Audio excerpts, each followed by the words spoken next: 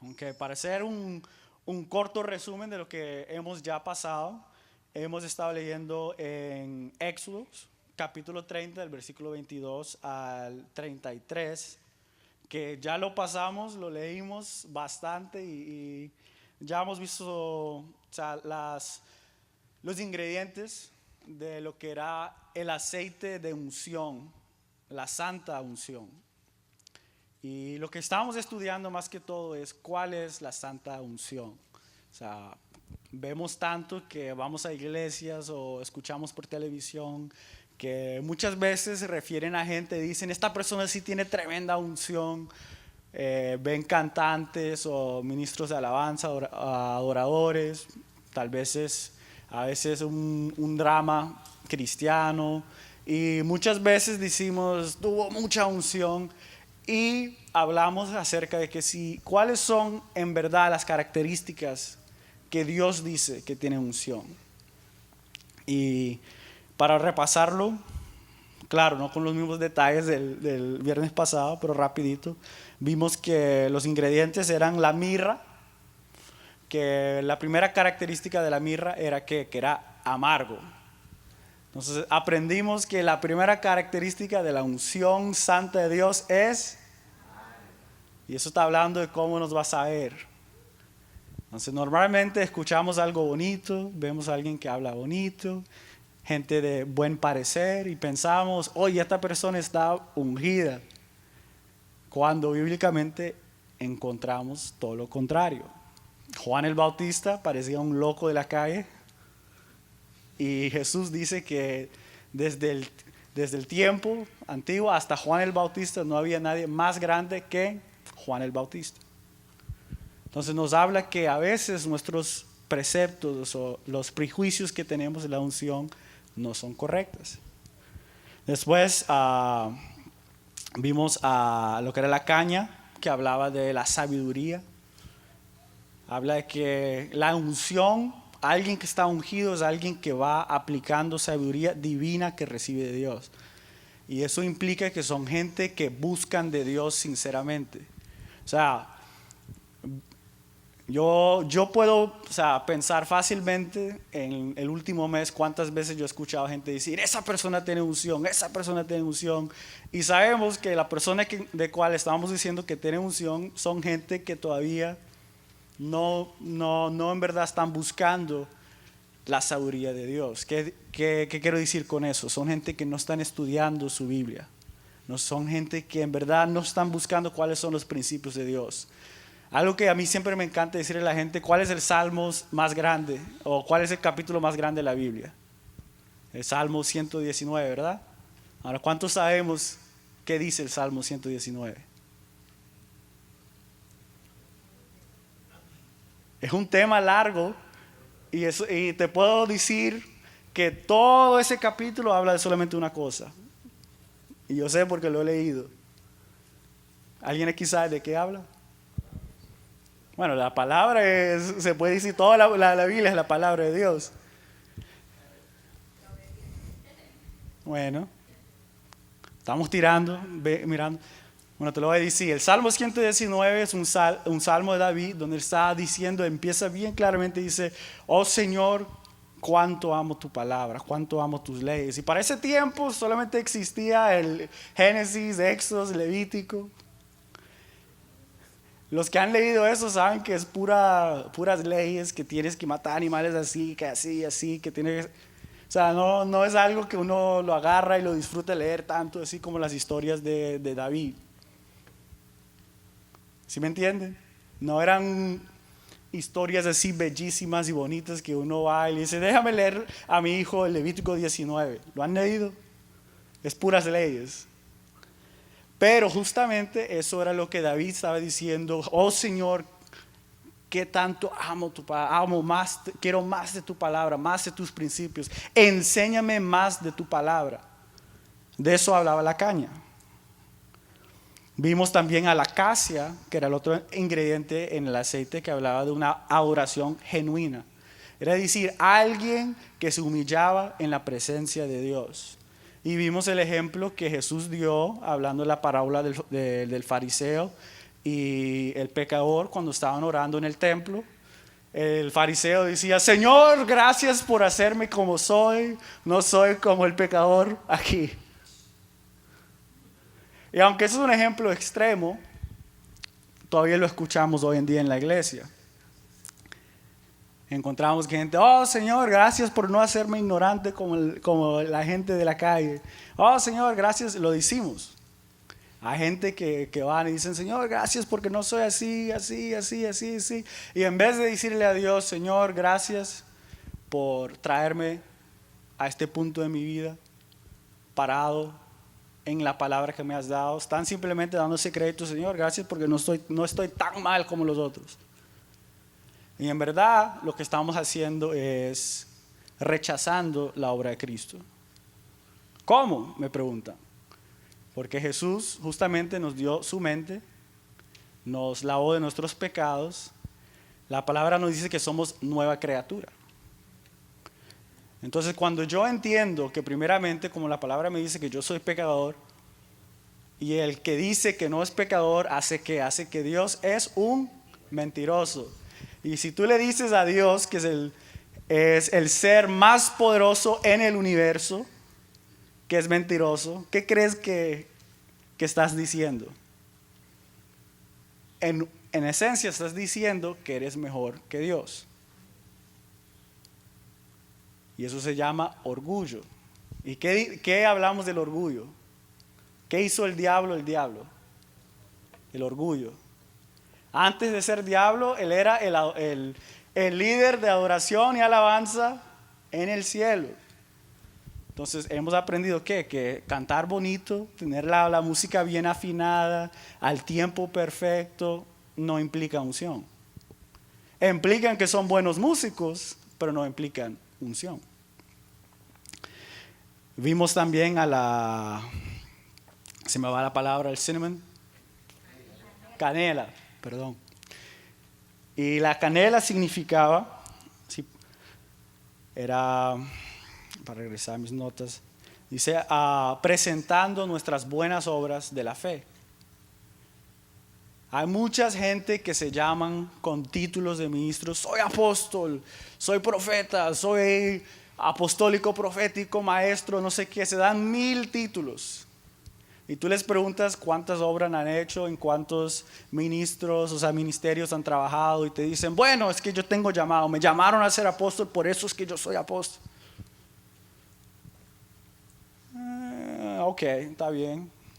¿Cuántos dejarían un doctor hacerle un diagnóstico que simplemente él mismo se dio el título de doctor porque alguien le dijo que tenía potencial de ser doctor? No ha ido para la escuela, no ha hecho sus exámenes que el Estado le ha dado, no ha hecho todos los requisitos que hace un doctor. O sea, para hacerse un doctor no tiene la escuela, no tiene el entrenamiento. Simplemente alguien le dijo: tienes potencial por ser un doctor. ¿Cuántos van a ir a esa persona para que le haga un diagnóstico? Ok.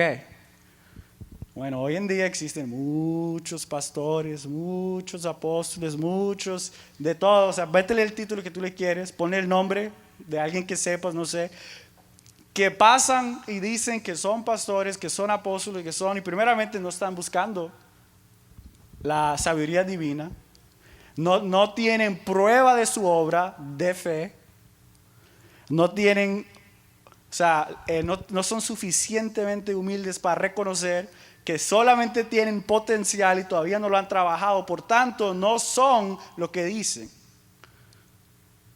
Y en vez de decir la verdad, te están ministrando lo poco que tienen.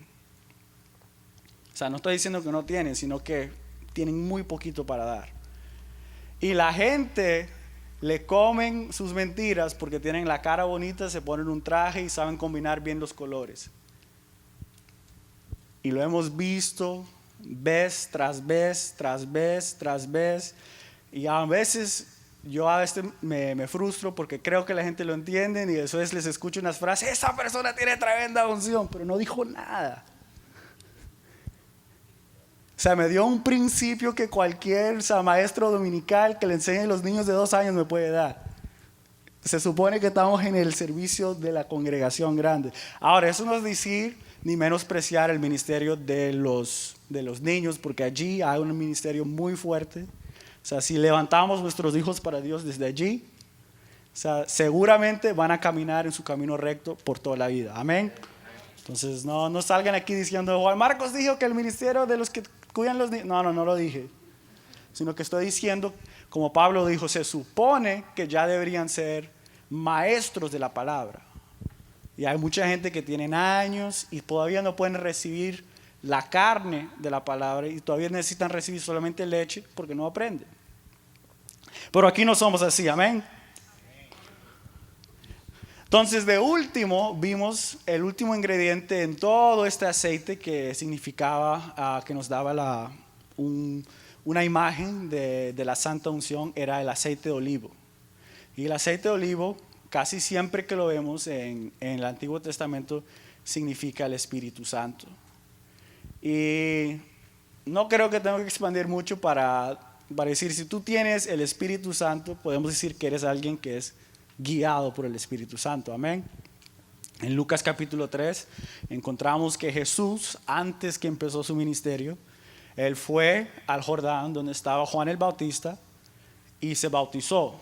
Y dice que el Espíritu Santo en forma de paloma se bajó y reposó encima de Jesús y sale la voz de Jehová y dice, este es mi Hijo en cual yo me deleito. Y de allí Jesús, la palabra nos dice, ahí en mismo Lucas 4, dice, y Jesús, guiado por el Espíritu, fue al desierto. Entonces, ahí entendemos que el Espíritu Santo, hay momentos donde buscamos de Dios, reconocemos, porque Jesús, siendo hijo de Dios, igualito fue bautizado. O sea, él no dijo, no, yo soy Jesús, soy hijo de Dios, yo no tengo que pasar ese proceso. Sino siendo el Hijo de Dios y por ser el ejemplo para nosotros a cómo vivir nuestras vidas, se bautizó, dejó que el Espíritu Santo lo guiara para el desierto. Y si van para allí, es Lucas 4, para los que toman notas, dice, para ser tentado. ¿Y quién lo tentó? El diablo. Entonces, algo que mucha gente no entiende es que el diablo es una herramienta en la mano de Dios para hacerte más fuerte y para llevarte a tu destino. Ahora, saliendo del desierto, dice que Jesús estaba lleno del poder del Espíritu Santo. Fíjate que no pasó cuando se bautizó. Se bautizó, descendió el Espíritu Santo y estaba sobre él. Estando el Espíritu Santo sobre él, lo lleva al desierto, donde él pasa un proceso de buscar a Dios, porque él no fue al desierto para bonchar, estar en fiesta, él estaba en ayuno y oración 40 días, buscando a Dios. Y en esos 40 días vino el diablo, lo tentó, que es otra enseñanza, pero saliendo de allí, pasando un proceso de intimidad con Dios, buscar el rostro de Dios, es que sale en el poder del Espíritu Santo. Amén. Entonces esa es la imagen del aceite siendo derramado sobre estos ingredientes, porque como saben, cuando tú mezclas algo, especialmente especias como esta con el aceite no solamente lo cubre, que mientras va pasando el tiempo, como que los mismos especias se llenan por dentro del aceite. Entonces eso es símbolo de la unción. Y como Dios dice en este pasaje de Éxodo 30, es su santa unción, y de cual Él da unas órdenes específicas por dar. Ahora, hoy quiero que vayamos al Salmos 133, un Salmos muy famoso. Aquí lo leemos bastante. Entonces, seguramente muchos de ustedes ya me lo pueden decir por memoria. Sin embargo, vamos a buscarlo en nuestra Biblia.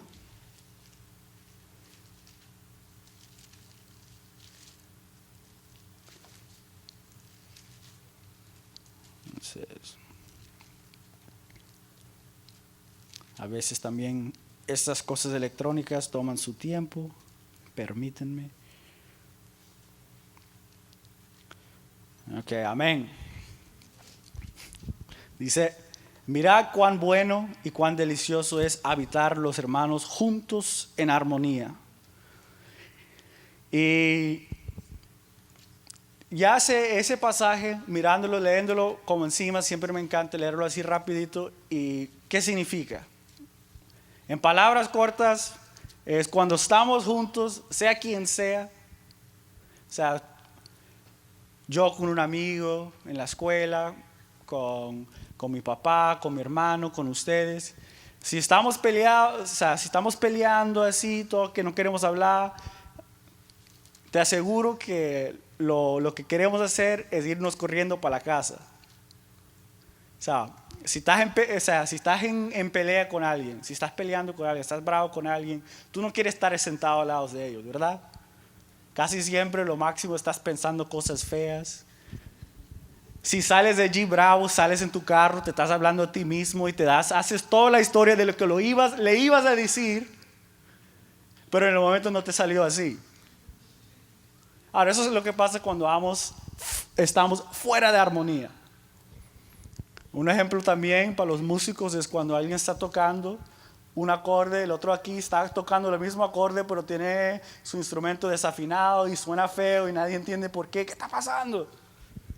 Para los músicos saben que te llega un momento de frustración, como que ya ni quieres tocar. Bueno, por lo menos a mí me pasa. Entonces, eso es un ejemplo para nosotros músicos. Para la gente normal es simplemente estás en un lugar. No sé si se han dado cuenta, estás en un restaurante, por ejemplo. Y no el que está sentado al lado tuyo, sino la mesa al lado de ustedes, tienen un bebé y el bebé no quiere dejar de llorar. Estás comiendo, quieres tener una conversación medio seria con la persona y por allá te saca y al poco tiempo te encuentras peleando con la persona que viniste. Entonces te echan a perder la comida. No importa lo que comiste una ensalada y te cae mal y tienes problemas de digestión. ¿Por qué? Porque saliste de armonía. No sé si, pero a mí me pasa así. Hasta el agua me cae mal cuando estoy bravo. Entonces, gracias a Dios, normalmente no estoy bravo. Estoy serio bastante, pero casi nunca estoy bravo. Ahora, un pasaje muy claro que nos puede dar mejor entendimiento de aquí es el Eclesiastés 4, versículo 9 al 12. También otro pasaje muy famoso, pero quiero que lo leamos juntos. Eclesiastés 4, versículo 9. Empieza aquí el autor diciendo, mejores son dos que uno, porque tiene mejor paga de su trabajo. Dice, porque si caeren, el uno levantará a su compañero, pero hay del solo que cuando caerá no habrá segundo que lo levante. También si dos durmieren juntos, se calentarán mutuamente, mas ¿cómo se calentará uno solo? Y si alguno prevalecerá contra uno, dos lo resistirán, y cordón de 3 dobleces no se rompe pronto. ¿De qué nos está hablando? Rápidamente aquí podemos ver que está hablando el autor que hay fuerza en números. Pero los números, si yo estoy aquí y mi papá está allá y tenemos frío y no nos acercamos, no hay armonía, no hay unidad, nunca vamos a recibir calor del uno al otro. Entonces hay un entendimiento que tenemos que tener, que para estar juntos en armonía y unidos, primeramente tenemos que estar físicamente cerca.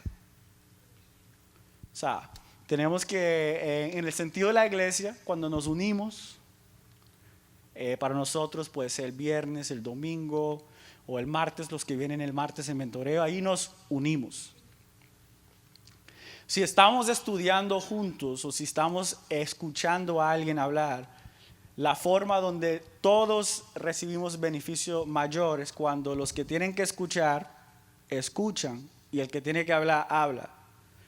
Ahora te imaginas si el que no le toca hablar, se pone a hablar y el que le toca hablar se calla para escucharlo. ¿A dónde va esa conversación? ¿O a dónde va ese día? O sea, ¿en qué tanto aprendieron la gente? O sea, algo que pasa muy frecuentemente en las universidades, el maestro está hablando y son maestros que no tienen nada de autoridad, no saben controlar una clase, se para un estudiante medio rebelde y se pone a decir cosas que no tienen nada que ver con la clase y ya se perdió la lectura del día. Entonces los que son estudiantes en la universidad tal vez le han pasado, tal vez lo han visto, echan a perder toda una clase, tienen que cambiar el sílabo, tienen que mover el examen otro día porque alguien echó a perder la unidad y la armonía. Y así somos en el cuerpo. Ahora, no estoy diciendo que eso es lo que hacemos en el cuerpo, sino que esa importancia que tenemos, tanto en la escuela, en el hogar, también se aplica aquí. Todos tenemos un rol y tal vez ese rol cambia día por día. O sea, dependiendo dónde estamos. Y en la iglesia es igual. O sea, muchos de nosotros aquí somos líderes en diferentes áreas o diferentes departamentos de la iglesia. Algunos de aquí son maestros dominicales, otros trabajan con los niños, otros son ujieres, diáconos. O sea, somos un poquito de todo. Pero siempre hay un momento donde somos pasivos y hay siempre un momento donde nos toca ser activos. Es decir, activar el don que tenemos que trabajar. Entonces, cuando estamos juntos en armonía, es cuando entendemos que en mi rol voy a caminar y activarme en mi rol o en mi don en el momento apropiado. O sea, te imaginas, por ejemplo, Juan Marcos que toca guitarra, está aquí el apóstol hablando y en medio de la predicación voy, saco la guitarra, lo pongo a 1 millón y ¡ah! Como que no tiene sentido. ¿Y qué pasa? Lo que Dios quiso ministrar para ese momento se perdió porque Juan Marcos quiso tocar la guitarra a 1 millón en el momento equivocado. Entonces, hay gente que dice, no, pero si el Espíritu Santo está allí, el Espíritu Santo siempre puede prevalecer. Ahora, eso es verdad hasta un sentido. Porque mientras vamos creciendo en Dios, Dios nos va impartiendo más responsabilidad. Y mientras más madurez tenemos, Dios nos pide más. Si Dios te ha entregado a ti mucha revelación, no te va a dar mucha revelación para quedarte sentado y no ministrar eso a nadie. Siempre Dios va a poner gente en tu camino, hablando de alguien que ha recibido mucho de Dios, mucha revelación, donde tú vas a impartir lo que Dios te ha dado. Entonces, y justamente cuando caminamos así, eso se llama la unidad. Si como la iglesia nos paramos juntos, el mundo se puede venir en contra de nosotros en lo que sea. La política nos puede venir en contra. O sea, ahorita está el huracán Karen que está ahorita en el Golfo de México creciendo. Entonces aquí ya hemos vivido experiencias, especialmente del huracán Ike. No sé si recuerdan. Destruyó todo Houston, árboles por la calle y todo, pero nosotros como iglesia, ¿cómo estuvimos? Todos teníamos comida, todos teníamos agua. Los que estuvieron aquí se recuerdan que eso era puras llamadas. ¿Quién tiene agua? Nosotros tenemos botellas de agua, ven para acá, te pasamos, tenemos comida. Y entre todos nos ayudamos el uno al otro. Eso es armonía. Y yo soy alguien que creo firmemente que en eso hay unción. Porque justamente allí el mundo ve y dice, para esto es tener comunión con una iglesia. Porque hay cristianos que piensan que ya porque estamos todo tecnológico y todas las predicaciones se pueden comprar en el CD o el DVD o prender el canal 21.3 y mirar a la pastora Correa, creen que ya están bien. Pero la verdad es que hay un momento que tenemos que venir a comunicar, a estar en comunión juntos en un lugar físico. Y la comunión no se hace por allá solo, se hace juntos. Amén. Entonces, seguimos. En el versículo 2 del Salmo 133 regresamos. Nos va a hablar de algo que pasamos todo un viernes hablando de. ¿Cuántos se recuerdan del aceite? Acabamos de hablar. Dice, es como el buen óleo sobre la cabeza, el cual desciende sobre la barba de Aarón, y baja hasta el borde de sus vestiduras. Aquí está hablando justamente de la santa unción, de cual leímos en el Éxodo 30, donde Dios da la instrucción y dice, con este aceite santo vas a ungir a Aarón y a todos sus hijos. Es el mismo aceite. Y lo que entendemos aquí es que cuando nosotros vinimos juntos, en armonía, dice que es como el buen óleo, o sea, la santa unción. Cuando nosotros como cuerpo trabajamos juntos en un sentir, cuando entendemos nuestro rol como miembro de la congregación, como líder, y como yo siempre digo, si vienes a Avance Global, eres líder. Todos somos líderes. Si vienes aquí, eres líder, porque la palabra que te dan aquí no es de segunda ni de tercera, sino de primera.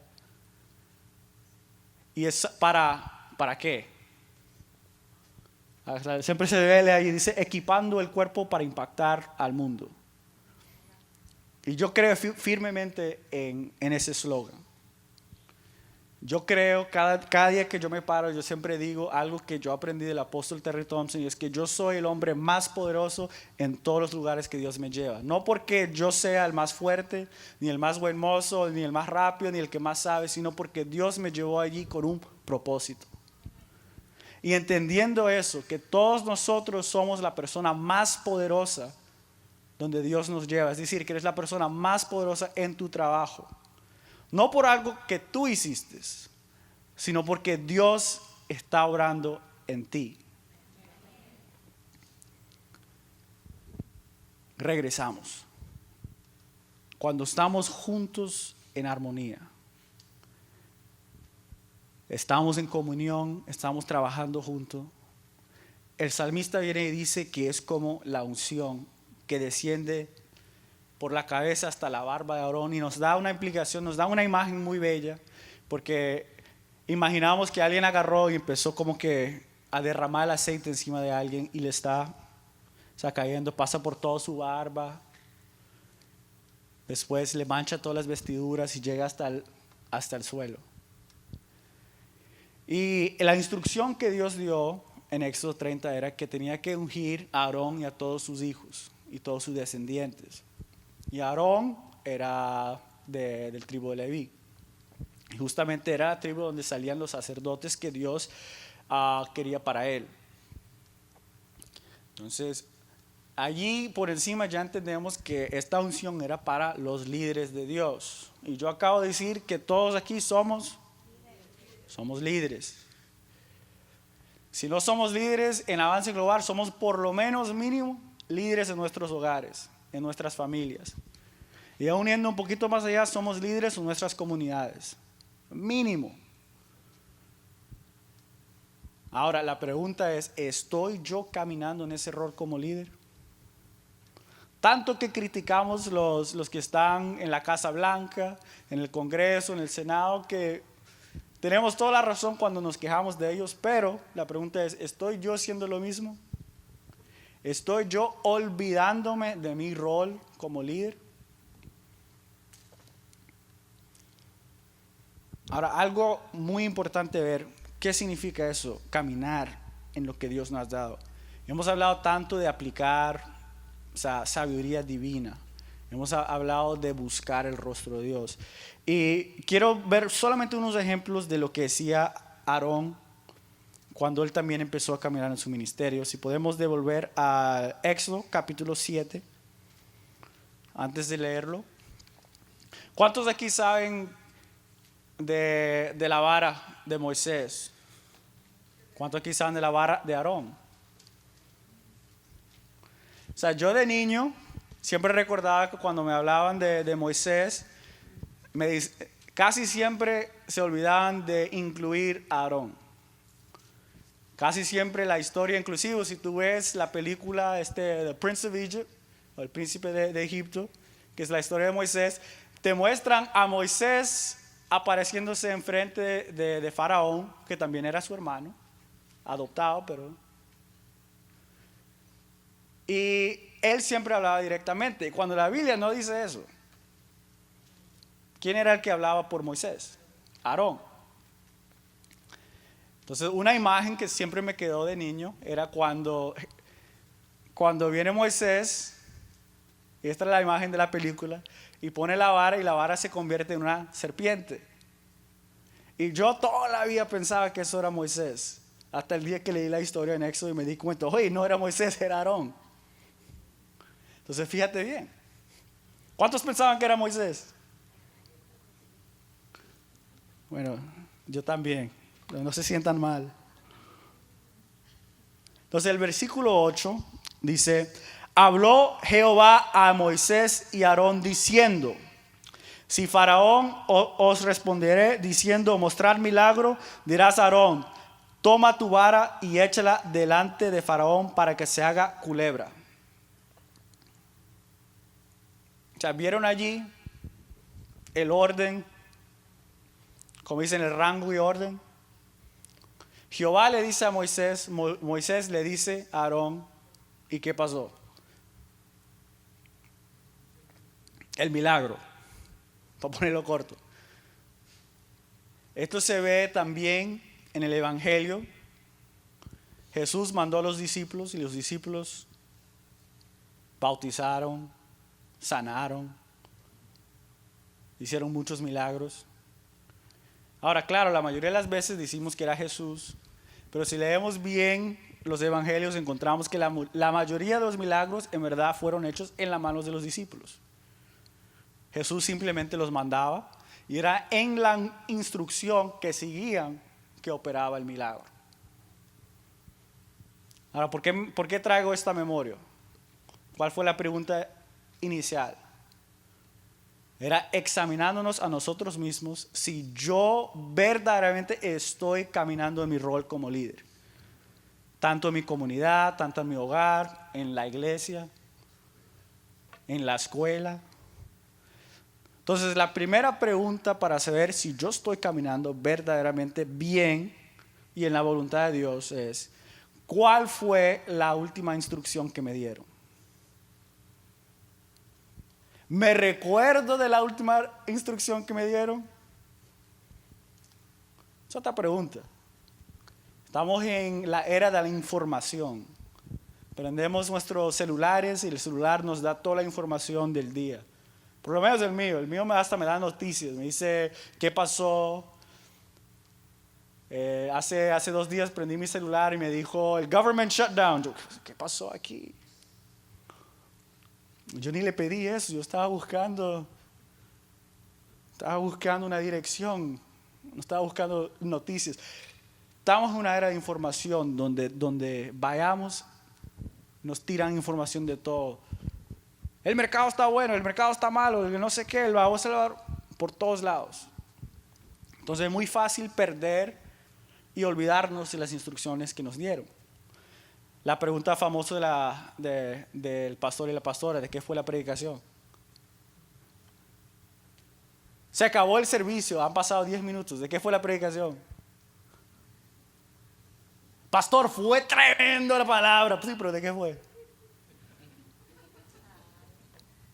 Bueno, tú sabes, estabas hablando de Dios. No, yo sé, la Biblia completa habla de Dios. ¿Pero qué de Dios? Entonces ya cada uno tenemos nuestras excusas, nuestro jueguito ahí para medio salir de la pregunta y irnos huyendo.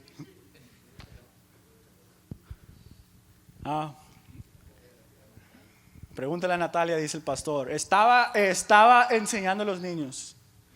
No, pastor, es que hoy no estuve, yo estaba arriba enseñando a los niños. Yo no lo dije, lo dijo el pastor, por cierto. Sorry, Pookie.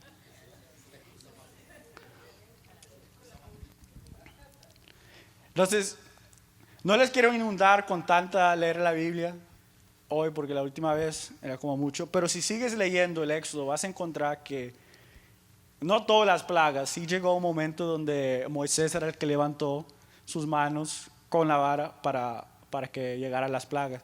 Pero vas a ver que seguía ese orden. Moisés buscaba el rostro de Dios. Dios, ¿qué hacemos? Dios le daba instrucción. Dile a Aarón. Moisés iba, decía, Aarón, haga tal cosa. Y Aarón, llegó el minuto que ya Aarón sabía, sacó la vara. Se hizo tremendo en la vara, pero fue cambiando también su rol en el ministerio.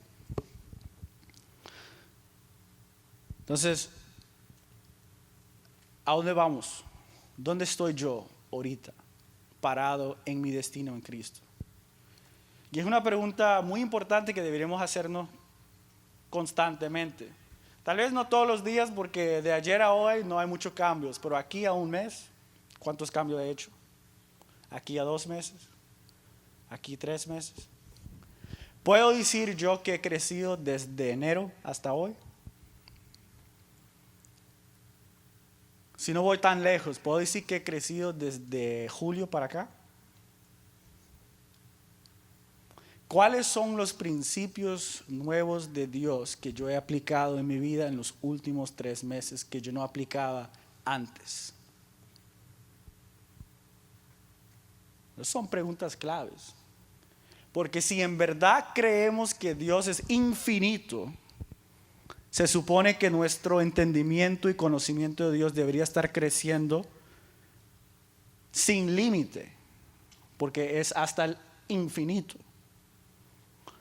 Y es decir que cada vez que aprendemos una nueva faceta de Dios, hay una nueva aplicación en cual yo no vi antes en mi vida y ahora trae nueva revelación donde yo voy a ver la mano de Dios moviéndose de una nueva manera en mi vida donde yo antes no lo miraba. Porque yo creo que Dios es el infinito. Cuando yo digo que yo creo que Dios es omnipresente, omnisciente, omni todo, porque es omni. Dios es Dios y no hay nadie que lo iguala. Cuando yo sinceramente puedo decir que mi Dios es Dios y no hay otro Dios igual a mi Dios. O sea, muchos que no han estudiado la historia de las religiones de la vida, el primer Dios en la historia del humano que no tenía límite, que no tenía fronteras, era nuestro Dios. Si tú vas y ves las culturas antiguas de los hindús y te vas para allá, aún más allá, vas a encontrar que ellos creían que sus dioses estaban encerrados por fronteras. Era decir, que este Dios tenía mucho poder, pero caminaba 3 pasos para acá y hasta allí llegó su poder. El primer Dios en la historia del humano que no tenía fronteras era nuestro Dios. ¿Pero por qué? Porque era el Dios que creó todo. Y no hay nada ni nadie que lo puede limitar. Pero, ¿estoy limitando a Dios en mi vida? Porque la gran diferencia de todos los otros dioses, en todas las otras religiones, es que nuestro Dios hizo algo diferente, que Él nos creó a ti y a mí en su imagen. Y parte de eso implica que ahora yo tengo una responsabilidad de ¿qué? De caminar en el rol en el cual Él me estableció. Ahora recuerda, estamos hablando de la santa unción. Estamos hablando qué implica la santa unción. Y estamos queriendo ver cómo sabemos cuando alguien verdaderamente está caminando en esa unción. Porque tantas veces nos confundimos con la carisma con la unción.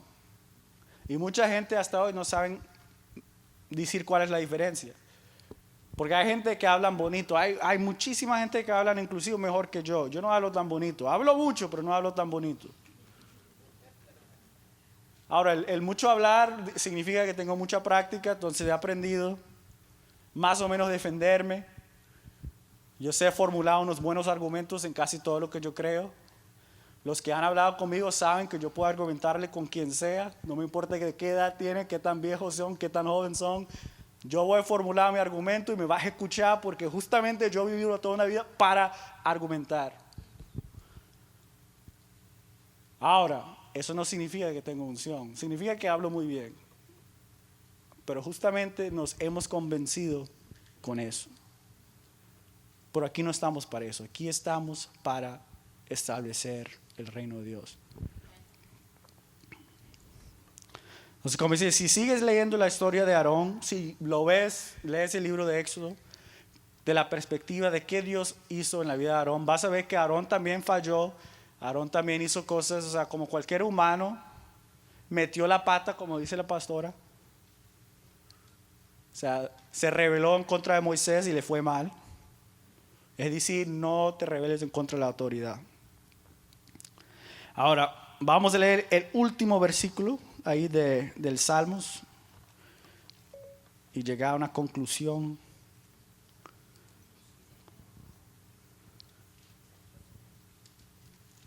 El que tenga el versículo antes que yo diga amén. Ok, léemelo porque mi Biblia está lenta. Léelo en voz alta.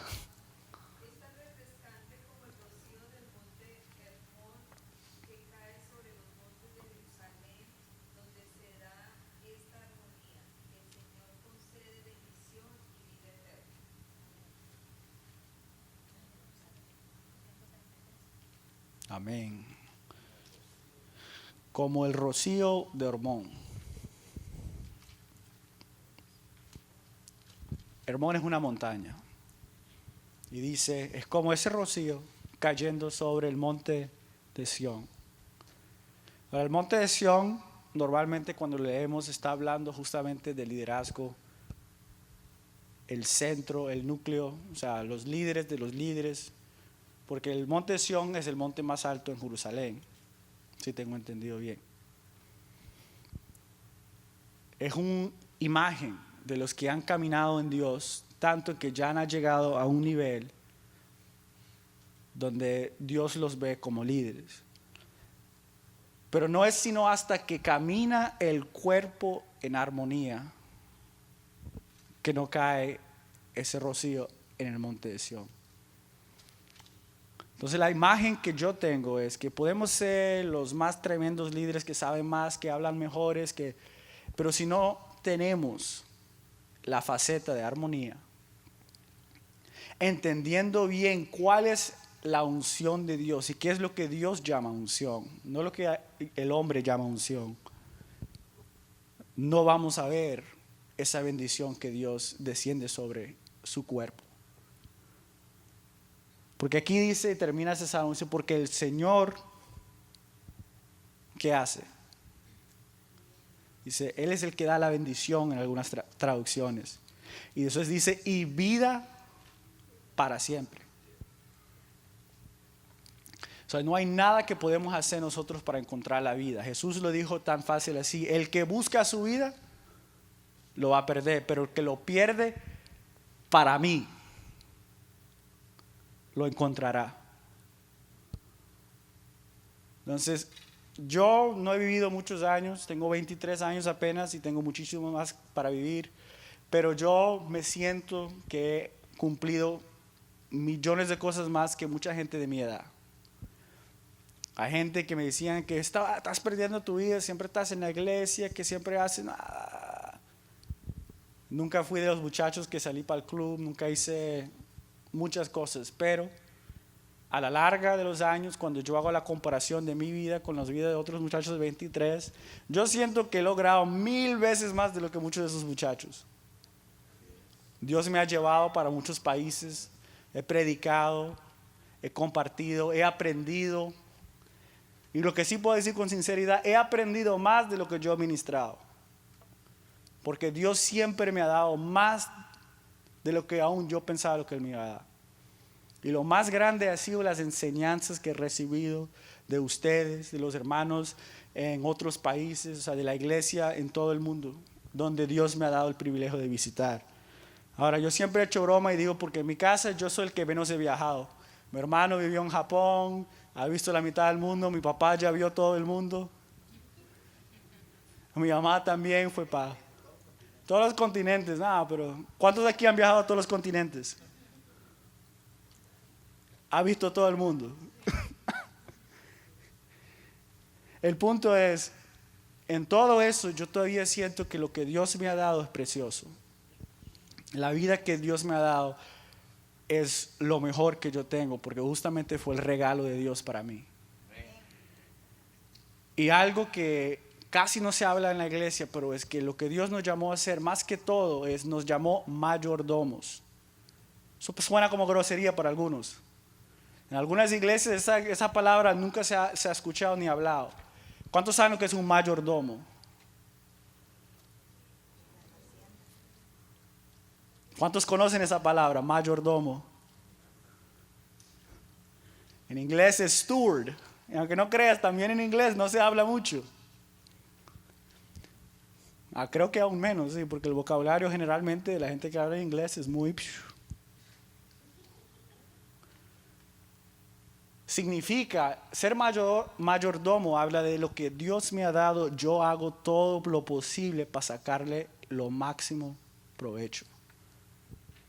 La parábola que Jesús nos da es un maestro o un dueño de una tierra llamó 13 de sus siervos y a un siervo le dio una cantidad, a otro le dio 5, a otro le dio 10. Y él dijo, me voy a ir porque me van a nombrar rey de una ciudad y cuando regreso quiero ver lo que hicieron. Algunas traducciones dice, les dio un negocio, el otro le dio 5, el otro le dio... A otras traducciones dice que a uno le dio un denario, a otro le dio 5, a otro le dice 10. Pero no importa lo que fue. El punto fue es que cuando regresó, él pidió qué hicieron con ese denario. El de uno dijo, mira, yo sabía que tú eres uno de esos señores muy difíciles y por tanto tuve miedo. Entonces fui, lo escondí, pero mira, aquí lo tengo. Entonces, yo me imagino, el Señor lo miró y dijo, déjame preguntar mejor qué hicieron los otros dos. Vio al otro, ¿tú qué hiciste? Yo, mira, yo agarré los 5 que me diste, los invertí, los dupliqué, son 10 ahora, mira. El Señor le vio y le dijo, buen trabajo ha hecho, buen siervo. Al otro de 10 le preguntó, ¿qué hiciste? Dijo, los agarré, los invertí y los multipliqué también al doble. Le dijo, bien siervo. ¿Y qué le hizo al que le dio 1? Dice que se lo quitó y se lo dio al que tenía 10. Y sale un principio que es muy duro y que tampoco se habla mucho y dice Dios, dice, porque al que más tiene, más se le da. Y al que no tiene, de lo poquito que tiene, se le va a quitar.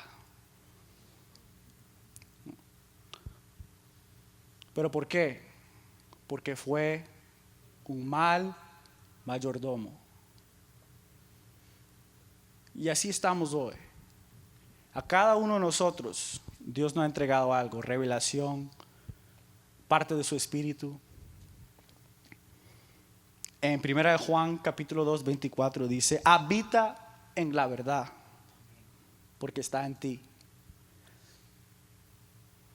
Y habla de esa verdad, te ha impartido a ti una unción.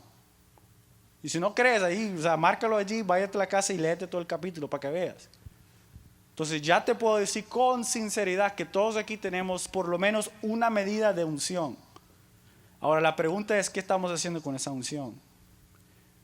Porque llegará un momento donde el Señor te va a venir y te va a decir, ¿qué hiciste? ¿Quieres hacer como el que tuvo 5? Dijo, Señor, mira, la usé, la multipliqué, le saqué buen provecho. Y ahora Dios te multiplica aún más. O quieres decir, mira Dios, tuve miedo, no pequé, no hice nada malo, aquí todavía lo tengo, mira. La palabra ya me confirmó que lo que Dios hace es me lo quita y se lo da a otro. Ahora la parábola termina y dice, ahora tráigame todos mis enemigos y los mataré enfrente de todos. Es decir, que llega un momento que aún Dios nos ve y nos corta de la comunión con Él por ser un mal mayordomo. Ahora, no te quiero dar esta palabra para que salgan de aquí todos golpeados. Juan sí me dijo que soy mal mayordomo. Aquí no somos eso, aquí somos buenos mayordomos. Aquí aplicamos la palabra aquí, estamos tomando lo que Dios nos ha dado para ir estableciendo su reino en nuestras vidas. Amén. Entonces, les voy a mandar tarea. Leen Primera de Juan capítulo 2. Mejor dicho, léatelo el Primera de Juan